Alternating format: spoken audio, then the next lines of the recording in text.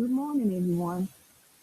First of all, I just want to thank Ms. Cindy Smith for giving me this light bulb idea.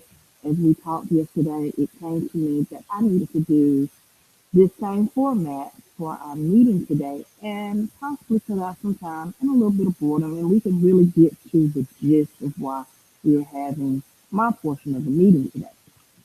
And yes, I look a little weird, and that was on intentional, so that you might even enjoy this a little bit more, hopefully. But on last week, a team of teachers, six of us, went touring across the state to look at different career academies that are on college campuses. Now, I must preface that each one of these schools was completely different than the other. And as we toured these schools, we all realized that we are pretty much the only school we believe in the state that functions as we do as an actual school and not a program. All the schools we looked at were program schools, except for Douglas County, who is now allowing their freshmen to begin on campus and stay there. But let me just share with you a couple of things that the team of teachers uh, basically talked about and saw as their best practices. And then when we get to the meeting, we will choose our top five and discuss how we can implement some of those next school term. So here we go. One of the things that we saw was you could get certified by the end of a pathway. You didn't have to be program ready at the beginning of your coursework if you were doing dual enrollment. The second thing we found out about was a program called Georgia's Best, which is it sounded a little like the STEM program, where you do interviews, you work on your resume, all those soft skills that sometimes our students do not get um, as a part of an academic course. With Douglas County Schools, we saw more offerings of the Compass test. They test them every Friday. They bus them in from their various schools, and they require test prep before taking the test. There was also an online registration that many of us thought was interesting. There was also, with one school, a greater accountability for dual enrollment students.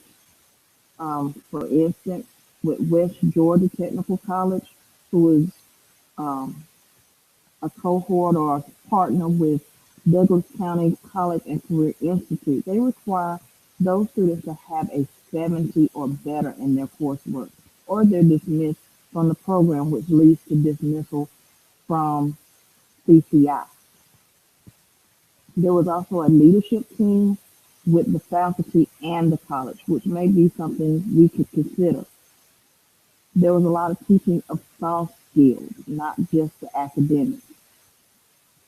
There was also the mention of training for colleges, staff to do the same thing that the high school teachers were doing, such as the mandated reporting, suicide prevention, knowing all those things that come along with teaching a high school student.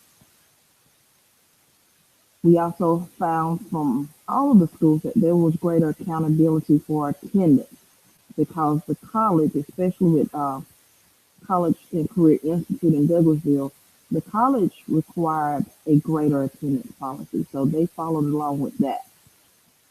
There was also a shorter drop add period of only 3 days of two of the schools that we toured. Um, After 3 days, you either dropped or added those courses, and there was no enrollment after that. Two things that also stuck out, at least to me, I don't know about the other team members, um, there were incentives at the College and Career Institute, perfect attendance celebrations, birthday celebrations. There was also the mention of using an appropriate calendar, either using the board's calendar or the College and Career Academy, or the College and Career Academy's calendar, or the college calendar. Which one were they going to use? is something that they kind of advised us on. There was also the idea of that they were toying with in Douglasville of what they call Genius Hour to help those students who were struggling in their coursework. But it also gave students the opportunity to uh, go and explore different topics that they may have a passion for. We also learned about a vital connection with the Chamber of Commerce, greater parent involvement. Many of these schools, the parents were a part of the advisement, and one school in particular actually um, asked for the parents to do volunteer hours, and I think it was about 10 hours that they were asked to do. One of the schools also had a graduation ceremony for their certificate um, program students who completed a pathway and not just those who were getting the diploma. Think Academy in LaGrange also had 30% of their grade was part of the soft skills. They made a rubric which I pushed out to many of you last week. It said copier, so you may want to look at that as well. There were also at least two of the schools student ambassadors who were basically trained to show us what they were learning, show us the ins and outs of the school, and share with us their experiences. We also saw that one school had a tardy policy, and they also provided more details about the course offerings, which may be something we could do in the future. So when we get to our meeting today, if you would take the time, listen to this carefully, and then we can choose our top five and see if it can be possible that we do these in the coming year. Just five that we as a group can decide on that we can pull off in the next school term. Thank you. Have a good afternoon, and I will see you at about 3 o'clock. Bye.